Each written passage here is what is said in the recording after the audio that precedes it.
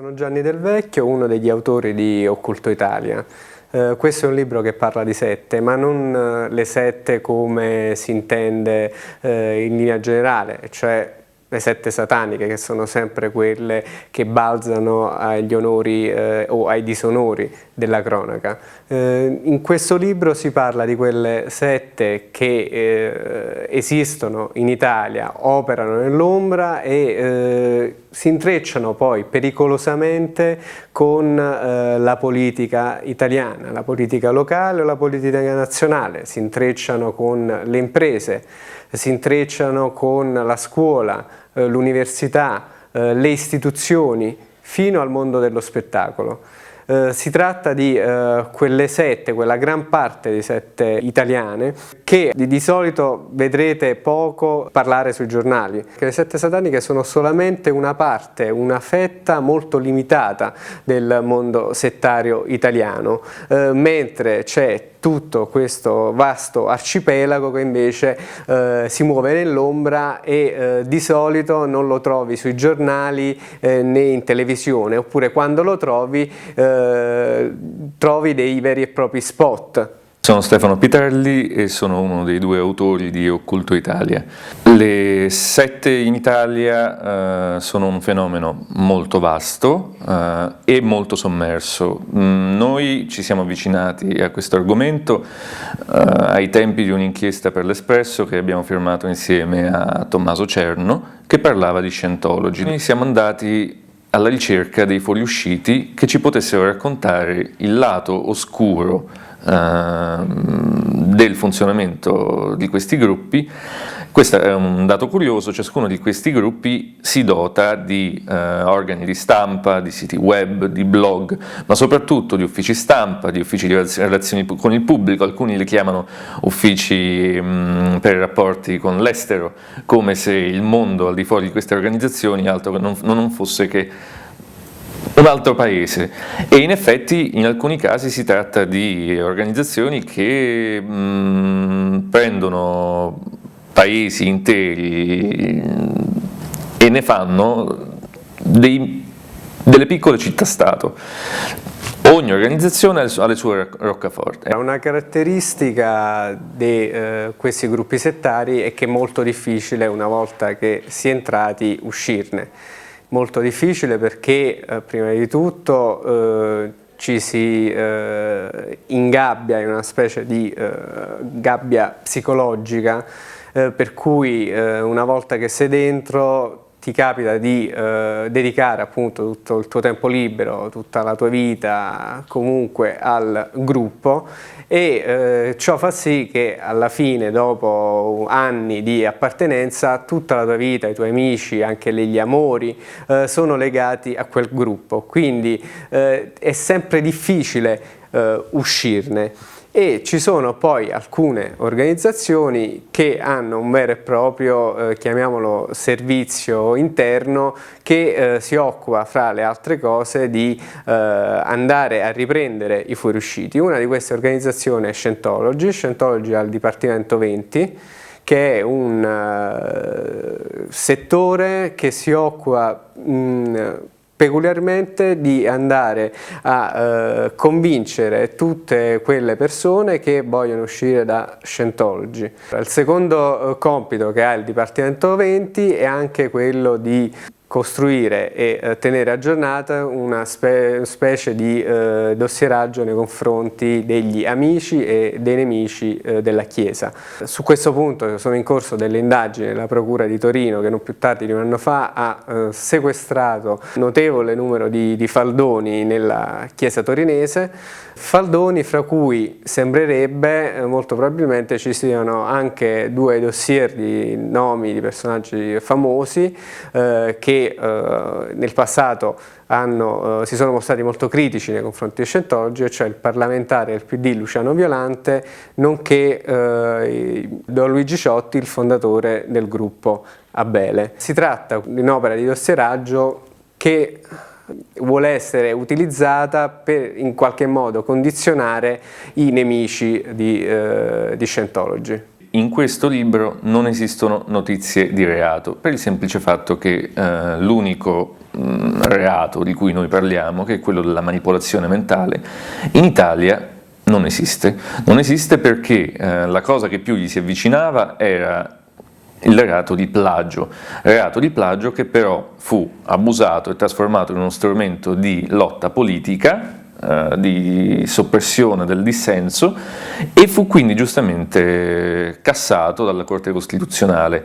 Al suo posto però in Italia oggi non c'è niente, non esiste alcuno strumento di difesa nei confronti dei guru e delle sette che sottraggono ai loro adepti il loro spirito critico, e quindi fondamentalmente le autorità si ritrovano con le mani legate, perché gli strumenti a disposizione della legge non inquadrano i comportamenti di queste organizzazioni.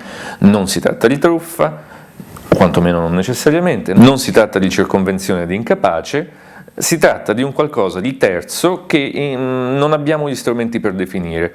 A questo proposito c'è una soluzione, è stata trovata in Francia, con il più ampio consenso delle parti sedute in Parlamento. Si tratta della legge Abu-Picard. Grazie a questo accordo trasversale in Francia si sono dotati di uno strumento in grado di arginare il problema. Questo strumento consiste nell'individuazione di un reato adatto a punire chi si macchia di questa colpa, di uno strumento di prevenzione che si concretizza nella formazione di magistrati e forze di polizia che, in assenza di una preparazione adeguata, non sanno come affrontare il problema della manipolazione mentale. In Italia è stata istituita una squadra antisette, SAS, che ha esattamente questa funzione, che è nata con la funzione di tutelare il cittadino, ma che risente dell'assenza di uno strumento appositamente concepito per lottare contro la manipolazione mentale. La struttura verticistica e spesso autoritaria che c'è nelle sette è un po' il sogno proibito di qualsiasi leader politico, perché qualsiasi leader vorrebbe una schiera di propri parlamentari pronti ad agire e a votare solamente al suo cenno di una mano. Questa, diciamo, questa assonanza l'abbiamo notata spesso. Ci sono nel libro un sacco di storie di una forte permeabilità del mondo politico italiano alla lobby settaria, alla spinta delle lobby settarie. Esempi ce ne sono tantissimi. Uno, per esempio, è quello di Dell'Utri. Nel 2006 Dell'Utri, su spinta ovviamente di Berlusconi, cerca di rompere l'egemonia culturale della sinistra con una serie di iniziative. La prima iniziativa è quella della creazione dei circoli del buon governo, che sono una specie di fucina della classe dirigente dell'allora Forza Italia. La seconda è quella della fondazione di un'università del pensiero liberale. E la terza è un progetto che è stato fatto dalla Fininvest in collaborazione con Ovo. Nel 2006 Ovo era la società di Andrea Pezzi, l'ex VJ, che è anche un adepto VIP dell'ontopsicologia. In uno dei suoi ultimi libri, Fuori programma, Pezzi dice chiaramente che l'ispirazione del progetto Ovo, che non è nient'altro che creare una specie di enciclopedia su web per le televisioni, fatta invece che da voci scritte, da dei videoclip di 3 minuti, nasce su ispirazione di Antonio Meneghetti, che è il leader indiscusso dell'ontopsicologia. E questo progetto balza agli onori della cronaca nel 2008, quando Peter Gomez sull'Espresso esce con un articolo bomba, un articolo che si basa sul fatto che lui è riuscito a visionare in anteprima un po' di queste videoclip. e si trattava di videoclip su Hitler e Stalin, videoclip che non condannavano del tutto i due dittatori, ma anzi avevano un atteggiamento abbastanza morbido nei loro confronti, quasi a voler sancire quel sogno di Dell'Utri di voler riscrivere i libri di storia di cui ha parlato il senatore siciliano in più di un'intervista. Però nel 2008 non va a buon fine, provoca un rosso di 7 milioni di euro, di cui la metà a carico della Fininvest, che aveva il 47% in questa società.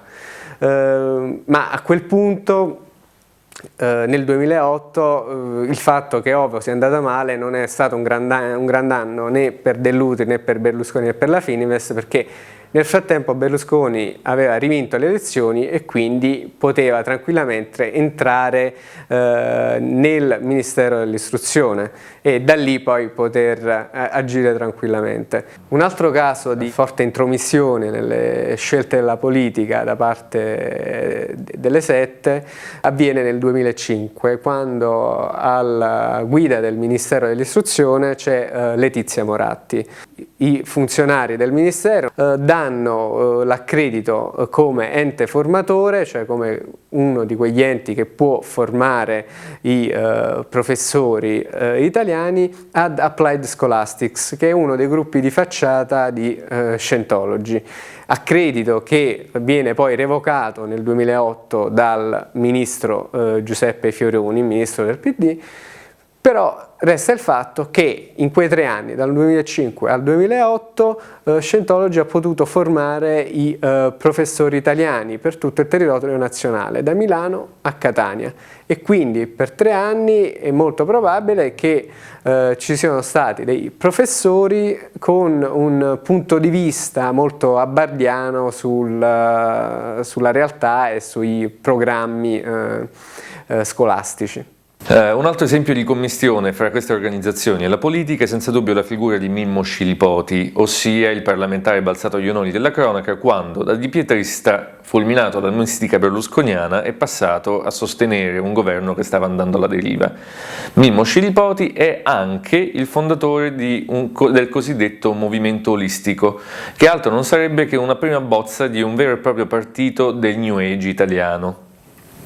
Certo è che, a ben vedere, nel movimento olistico Scilipoti chiama un consulente di Damanor, la setta piemontese di cui parliamo nel libro. Un ottimo esempio della commistione tra sette e politica è la setta Damanor, ossia un culto di origine piemontese che nel suo paese di riferimento, Vidracco, ormai governa attraverso il suo partito politico, Conte per il Paese, da 3 mandati e in più riesce a piazzare i suoi rappresentanti come consiglieri di minoranza nei paesi della Val Chiosella. Come fa? Attraverso migrazioni elettorali a orologeria, spostando cittadini, come loro chiamano i propri membri, a destra e a sinistra, sia figurativamente sia sulla mappa, di paese in paese a seconda delle scadenze elettorali e in questo modo conquistando e potere politico e capacità di pressione sugli amministratori locali. Questo a livello locale, a livello nazionale non è da meno. In effetti l'esistenza di questo tempio sotterraneo, la continuata esistenza di questo tempio sotterraneo è stata garantita grazie alla loro pressione sulla politica nazionale e a un'apposita legge ad templum che è servita a sanare quell'incredibile, enorme abuso edilizio che era il cosiddetto Tempio dell'Umanità. Che cos'è il Tempio dell'Umanità? Un buco scavato all'interno di una collina sventata per lasciar posto a un tempio sotterraneo pieno di marmi pregiati, ori, vetrate preziose, un tempio costruito per celebrare quello stesso spirito ecologico che però non gli ha impedito di sventare una collina. Il fenomeno settario ha un'indubbia presa nei confronti delle persone appunto normali, non stiamo parlando di creduloni, pazzerelli o gente diciamo facilmente suggestionabile, ma anche di avvocati, commercianti, commercialisti, liberi professionisti, imprenditori. Parlando con i fuoriusciti abbiamo incontrato delle persone anche con un grossissimo spessore culturale. E questo ci porta a dire che effettivamente questo fenomeno settario rischia di proliferare, perché ti regala un qualche cosa che quasi tutti vogliono nella propria vita, la certezza del raggiungimento della felicità, una felicità che peraltro è già pronta, una felicità pronto cassa. Una chiave di lettura per capire il mondo delle sette è quello di collocarle cronologicamente in riferimento alla loro data di nascita. Scientology, per esempio, è figlia degli anni 50, della guerra fredda e di un forte connotato anticomunista, mentre altre organizzazioni di cui abbiamo parlato, come Damanor, sono figlie degli anni 70, quindi di una cultura, diciamo, da figli di fiori, una cultura che spingeva la gente nei kibbutz. Allora, spesso le sette utilizzano appunto dei personaggi famosi perché sono un buon veicolo di pubblicità, anche per utilizzare il cosiddetto effetto alone, cioè i pubblicitari utilizzano questo principio per spiegare come un prodotto possa essere più accattivante se viene associato ad un personaggio che in qualche modo ti ispira fiducia. Per esempio Scientology in America utilizza molto Tom Cruise e quella di John Travolta, ma tanto che in ogni struttura nazionale di Scientology c'è il cosiddetto Celebrity Center, una particolare chiesa che dovrebbe racchiudere tutti quegli Scientology che in qualche modo fanno arte. Anche in Italia esiste un Celebrity Center, è a Firenze, ha una sede molto bella, però in Italia, forse perché gli italiani sono un po' più cinici, non ha un grande seguito all'interno del mondo dello spettacolo, o quantomeno quello, diciamo, nazionale, perché il direttore del Celebrity Center è un conduttore televisivo, ma delle emittenti locali fiorentine, quindi non è un nome noto, diciamo, al grande pubblico.